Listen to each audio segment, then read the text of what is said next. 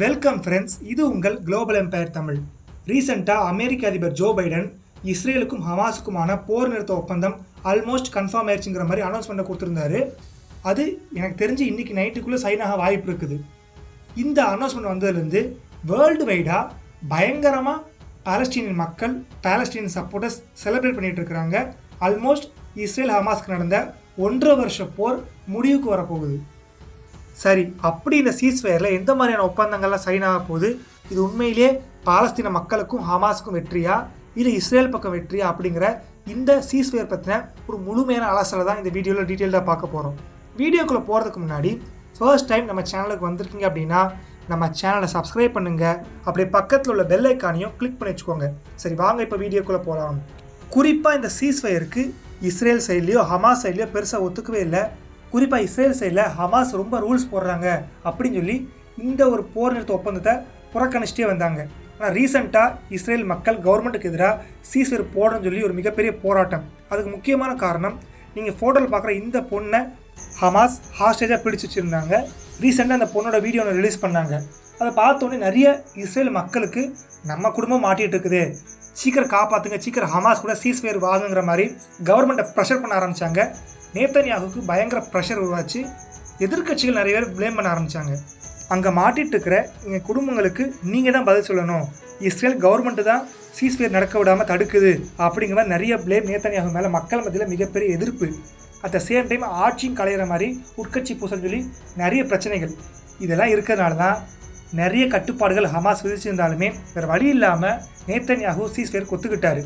ஆனால் Israel defence minister இது கடுமையாக சாடி இருந்தார். நாங்கள் இத்தனை நாளாக கஷ்டப்பட்டு பயங்கர எஃபர்ட்லாம் போட்டு ஒட்டுமொத்த ஹமாஸையும் டவுன் பண்ணி வச்சுருந்தா நீங்கள் அந்த எஃபர்ட் எதையுமே மதிக்காமல் சீஸ்ஃபயருக்கு ஒத்துக்கிட்டு அவ்வளோ விஷயங்களை நீங்கள் தாராவாக்குறீங்கிற மாதிரி பயங்கரமாக ப்ளேம் பண்ணியிருந்தார். வேறு வழியும் இல்லை, எதிர்க்கட்சிகள் ஆளுங்கட்சிகள் எல்லாத்தையும் சேர்த்து மீட்டிங்லாம் போட்டு இந்த சீஸ்ஃபயருக்கு ஒத்துக்கிட்டார். ஹமாஸ் சைடில் சாட்டிஸ்ஃபைடாக ஒத்துக்கிட்டாலுமே இஸ்ரேல் சைடில் கொஞ்சம் வேண்டா விருப்பாக தான் ஒத்துக்கிட்டாங்க. அதுக்கு முக்கியமான காரணம், அடுத்து ட்ரம்ப் வராரு, அவருடைய ஃபோக்கஸே வேறு இடத்துல இருக்கும். காரணம், அடுத்தது இஸ்ரேலுக்கும் ஈரானுக்குமான போர் வர்றதுக்கு வாய்ப்புகள் பயங்கரமாக இருக்குது. மிடில் ஈஸ்ட்டில் இந்த ஒரு த்ரெட் வேறு இருக்குது. அப்படி இருக்கும்போது நம்ம ஹமாஸ் போரில் ஃபோக்கஸ் பண்ணால் ஈரானை ஃபோக்கஸ் பண்ண முடியாதுங்கிற ஒரு காரணம். அட் த சேம் டைம் சிரியாவில் ஆட்சியை பிடிச்சி சிரியன் ரெபல்ஸ் மூலிமா துருக்கி வேறு அங்கே பவர்ஃபுல்லாக வந்துட்டாங்க. ஸோ அவங்களால எப்போ வேணால் பிரச்சனை வரலாம் அப்படிங்கிற ஒரு ஃபியூச்சருக்கான த்ரெட் வேறு இருக்குது. சரிப்பா, இந்த சீஸ்ஃபயர் டீல் வந்து ஹமாஸுக்கும் பாலஸ்டீனியன் மக்களுக்கும் உண்மையிலேயே சாதகமாக இருக்குமான்னு கேட்டிங்கன்னா இப்போதைக்கு ஓரளவுக்கு ஆமான்னு சொல்லலாம். நிறைய விஷயங்களை ஹமாஸ் சாதிச்சிருக்காங்க இந்த சீஸ்ஃபயர் மூலிமா. குறிப்பாக இந்த சீஸ்ஃபயரில் நிறைய அக்ரிமெண்ட் போடப்பட்டிருக்குது. முக்கியமான ஒரு சில அக்ரிமெண்ட்ஸ், காசா ஸ்ட்ரிப்பில் 700 பெரிமீட்டர் கிட்ட இஸ்ரேலி ஃபோர்ஸஸ் காசாலேருந்து பின்வாங்கணும், அவங்களுடைய ஃபோர்ஸஸை வெளியேற்றிக்கணும்.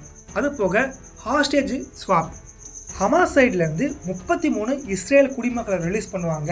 பதிலுக்கு இஸ்ரேல் சைட்லேருந்து அந்த பாலஸ்டைன் இருக்கிற வெஸ்ட் பேங்க்கில் ஆயில் கைதிகளாக இஸ்ரேல் பிடிச்சி வச்சுக்கிற 100 பேரை ரிலீஸ் பண்ணணும். அடுத்தது காசா சைடில் அக்டோபர் 7 அந்த நிகழ்வில் ஈடுபடாமல் வேறு சில காரணங்களுக்காக இஸ்ரேலேருந்து அரெஸ்ட் பண்ணியிருப்பாங்கல்ல காசா சேர்ந்தவங்கள, அப்படி அரெஸ்ட் பண்ணவங்களில் 1000 பேரை ரிலீஸ் பண்ணணும். இப்படிங்கிறது முக்கியமான ஒரு அக்ரிமெண்ட்.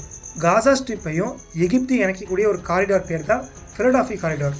அந்த காரிடார் வந்து ஹமாஸ் கண்ட்ரோலில் இருந்துச்சு. போர் வந்ததுக்கு அப்புறமா இஸ்ரேலில் தான் கேப்சர் பண்ணிக்கிட்டாங்க. அந்த காரிடார்லேருந்து இஸ்ரேல் படைகள் முழுசாக வெளியேறது மட்டும் இல்லாமல் எகிப்துக்கு போகக்கூடிய நிறைய பாலஸ்டீனியன்ஸ் போவாங்க. இது வழியான ராஃபா பார்டர் வழியாக. அந்த ராஃபா கிராசிங்கிலேருந்தும் இஸ்ரேல் வெளியேறணும்.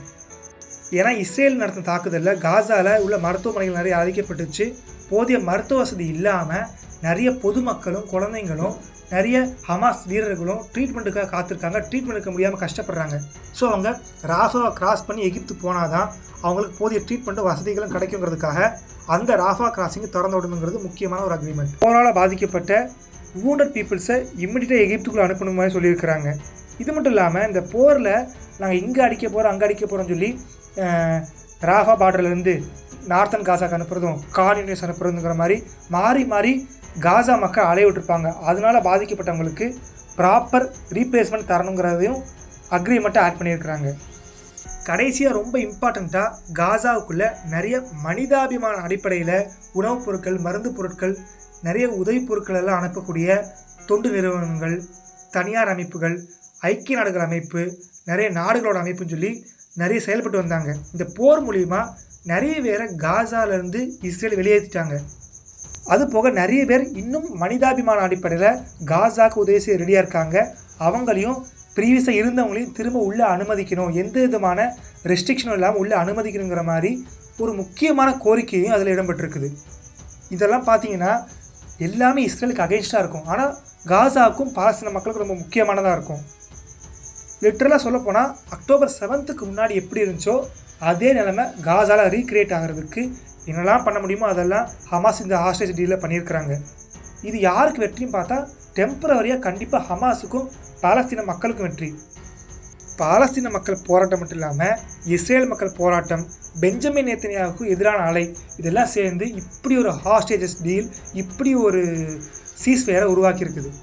இதில் இந்த பக்கம் வேறு சீஸ்ஃபயர் வர்றதுக்கு நாங்கள் தான் காரணம், நாங்கள் தான் போரை நிறுத்தி வச்சோன்னு சொல்லி ஜோ பைடன் சப்போர்ட்டர்ஸும் இல்லை ட்ரம்ப் வந்துருவாருங்கிற பயத்தில் தான் அவசரமாக சீஸ்ஃபயருக்கு ஒத்துக்கிட்டாங்க, ட்ரம்ப்புடைய அவருக்கே தான் முக்கியமான காரணம் சொல்லி ட்ரம்ப் சப்போர்ட்டர்ஸும் மாறி மாறி சண்டை போடுறாங்க. இஸ்ரேல் இத்தனை நாளாக அங்கே என்னெல்லாம் இந்த போருக்கு அப்புறமா கஷ்டப்பட்டு பிடிச்சாங்களோ, கஷ்டப்பட்டு மாற்றினாங்களோ அது எல்லாத்தையும் பாதி இழந்திருக்காங்க. ஆனால் ஸ்டில் ஹமாஸோடைய பவரை முன்னே இல்லாத அளவுக்கு டவுன் பண்ணியிருக்காங்க. அப்படிங்கிறதும் முக்கியமான ஒரு சக்ஸஸ் தான் இஸ்ரேலுக்கு. ஹமாஸ் சைட்லேருந்து பார்த்தீங்கன்னா பாலஸ்தீன் மக்கள், அதாவது காசாவில் மக்களுக்கு மட்டும் இல்லாமல் வெஸ்ட் பேங்கோட பாலஸ்தீன் மக்களுக்கும் சேர்த்து இவங்க ஒரு சில நன்மைகள் பண்ணியிருக்கிறாங்க. இன்னும் இவங்க மேலே குற்றச்சாட்டு என்ன இருக்குது அப்படின்னா, இதில் பாலஸ்தீன தனிநாடு கோரிக்கை, பாலஸ்தீன மக்களுக்கான சுதந்திர கோரிக்கை மாதிரி எந்த விதமான கோரிக்கையும் இந்த ஒரு சீஸ்ஃபயரில் அவங்க பேசவே இல்லை. ஏன்னா பாலஸ்தீன தனிநாடு அப்படிங்கிறது தான் இவங்களுடைய ரொம்ப நாள் கோரிக்கை. அதை பற்றி இந்த சீஸ்ஃபயரில் வாயை திறக்கலை. இவ்வளவு ஒப்பந்தங்களை போட தெரிஞ்ச ஹமாஸுக்கு பாலஸ்தீன விடுதலை சார்பாக ஏதாவது ஒரு ஒப்பந்தம் போட்டிருக்கலாமே அப்படிங்கிற ஒரு வருத்தம் பாலஸ்தீன ஆதரவாளர்கள் மத்தியில் இருக்குது. அதான் நான் முதலே சொன்னேன், இது ஹமாஸால் போடப்பட்ட ஒரு டெம்பரவரியான ஒப்பந்தம் தான். இது டெம்பரவரியாக இஸ்ரேலுக்கு கொஞ்சம் பேக்லாக்காக இருந்தால் கூட ஃப்யூச்சரில் அகெயின் ஹமாஸ் அட்டாக் பண்ண மாட்டாங்க, திரும்ப ஊடுருவ மாட்டாங்கங்கிற எந்த விதமான உத்தரவாதமும் கிடையாது. இப்போதைக்கு இந்த ஒப்பந்தம் அவ்வளோதான். இஸ்ரேல் மக்கள் மத்தியில் உள்ள கோவத்தை குறைக்கிறதுக்கும் ஃப்யூச்சரில் வரக்கூடிய போர்களை சமாளிக்கிறதுக்கும் கவர்மெண்ட்டில் எந்த விதமான பிரச்சனையும் இல்லாத அளவுக்கு ஸ்மூத்தாக போகிறதுக்கு இஸ்ரேலுக்கும் இந்த ஒரு டெம்பரரி சொல்யூஷனாகவும் தான் இருக்கும். ஆனால் இந்த சீஸ்ஃபயரில் பாதிப்பு அதிகமாக இஸ்ரேலுக்கு இருக்குது. ஆனால் போர் மூலிமா பாதிக்கப்பட்டதில் இஸ்ரேலுக்கு பாதிப்பு கம்மி, ஹமாஸுக்கு பாதிப்பு அதிகம். அதை ஹமாஸால் மாற்றவே முடியாது. அதை அவங்க திரும்ப ரீக்ரியேட் பண்ணாதான் உண்டு. Still half victory for Hamas.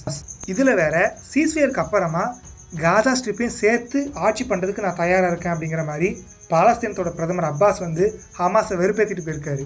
இந்த சீஸ்ஃபயரை எந்த அளவுக்கு இஸ்ரேல் கரெக்டாக ஃபாலோ பண்ணுறாங்க அப்படிங்கிறத பொறுத்து தான் இஸ்ரேல் மீதான ரெட்ஸியில் அமெரிக்க கப்பல் மீதான தாக்குதல் இருக்கும் அப்படிங்கிறத எம்னி ஹவுத்திகள் அறிவிச்சிருக்காங்க. சரி ஃப்ரெண்ட்ஸ், இந்த வீடியோ உங்களுக்கு ரொம்ப பிடிச்சிருக்குன்னு நம்புகிறேன். இதை மாதிரி இன்னொரு இன்ட்ரெஸ்டிங்கான டாப்பிக்கோட நான் உங்களை சந்திக்கிறேன். அண்ட் ஃபைனலி தேங்க்ஸ் ஃபார் வாட்சிங்.